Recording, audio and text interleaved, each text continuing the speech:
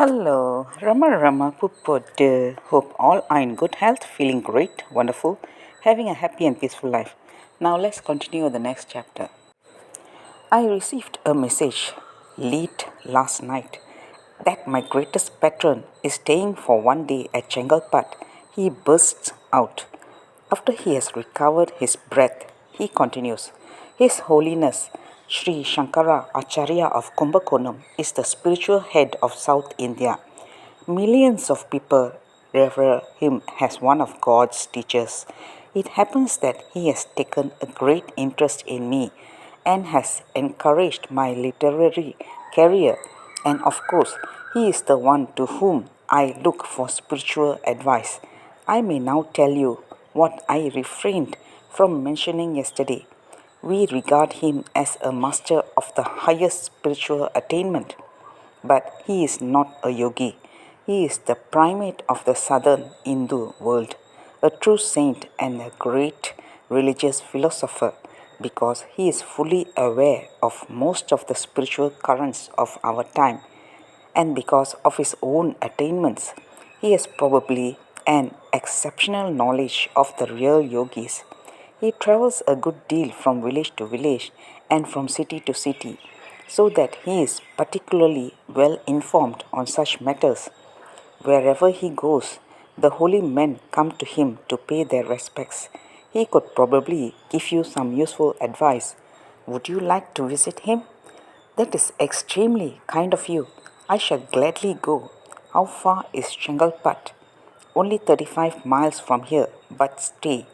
Yes, I begin to doubt whether His Holiness would grant you an audience. Of course, I shall do my utmost to persuade him, but I am a European. I finished the sentence for him. I understand.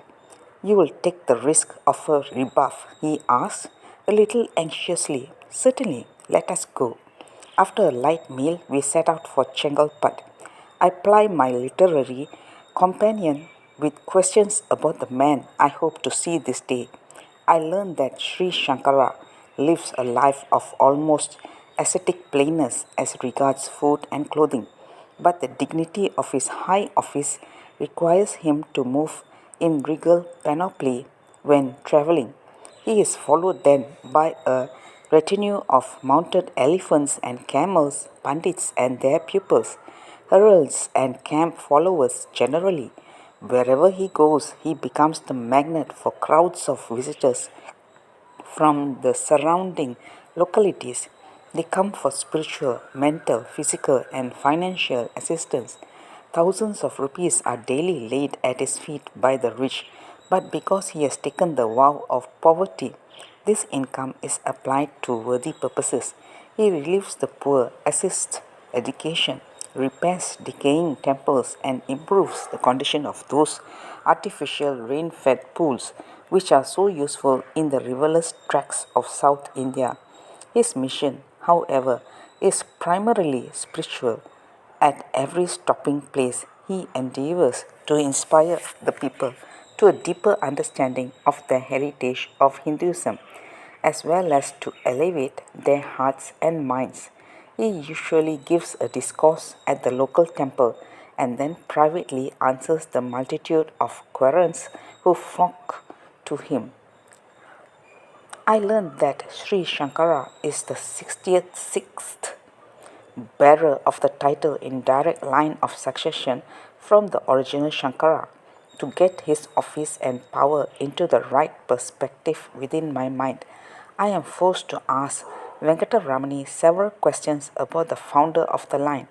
It appears that the first Shankara flourished over 2000 years ago, and that he was one of the greatest of the historical Brahmin sages.